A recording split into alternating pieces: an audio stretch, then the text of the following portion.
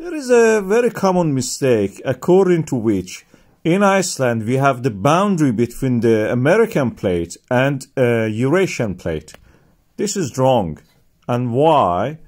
Because we have another plate, a less known plate between these two. It's a microplate.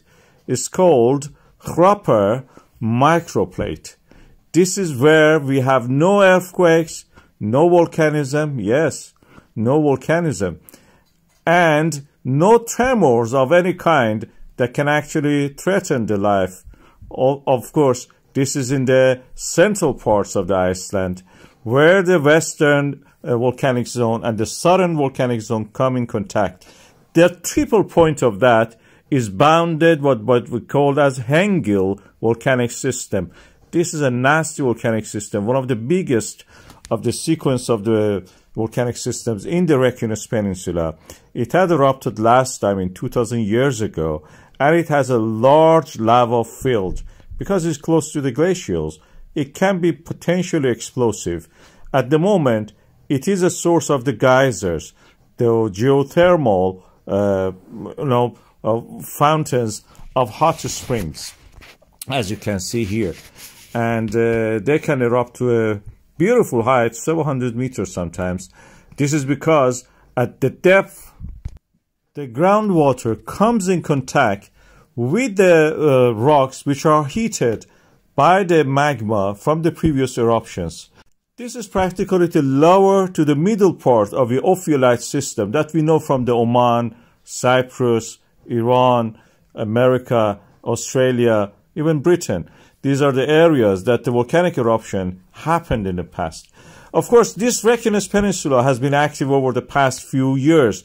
We had the Fagradalsfjall, Merardalur, Litli-Hrostur, Sandunga, Hagafell, Grindavik, and again Sandunga 2 eruptions happening one after another. These volcanic systems are extending where the earth crust is extending and getting thinner and opening up a way for the magma to rise, to form actually by the melting of the top part of the mantle and rise and erupt as lava.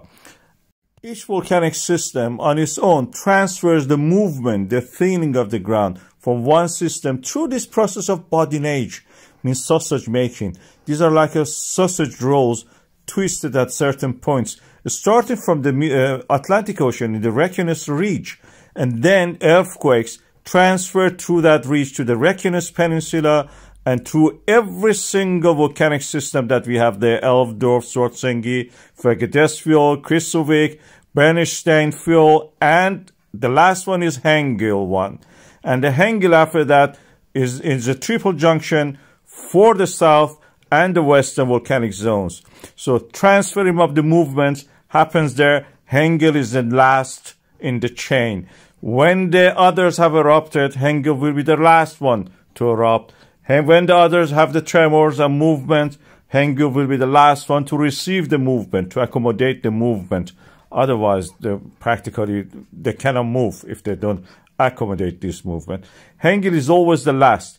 So in that sense, we can say that this is difficult to move the Hengil. And now the Hengil, we have earthquakes in that area, which is now moving. The transformation of the movement from the Reykjanes Ridge to the Reykjanes Peninsula is not completed. And as the time goes by, when the Krýsuvík volcanic system is awakening, next is the Brennisteinsfjall activated, and then the Hengil volcanic system.